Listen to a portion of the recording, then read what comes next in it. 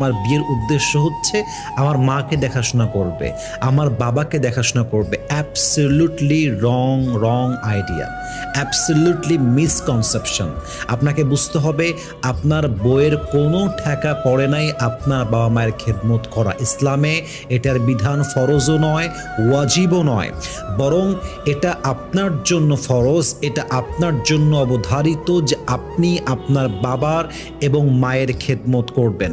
Even আপনার জন্য এটা উচিত সামর্থ্য অনুযায়ী বউকে আলাদা রুম দেওয়া, আলাদা বাসা দেওয়া, ইভেন বউয়ের কাজের জন্য তার কাজের একজন মহিলা অ্যারেঞ্জ করে দেওয়া সামর্থ্য অনুযায়ী। এটা আপনার জন্য ইসলাম দায়িত্ব হিসেবে দিয়েছে, ঠিক কিনা বলেন?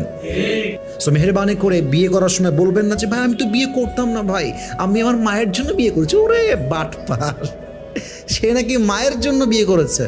তাহলে ওকে বলতে হবে তুই বিয়ের পর তোর বউকে টাচ করতে পারবি না। কেন?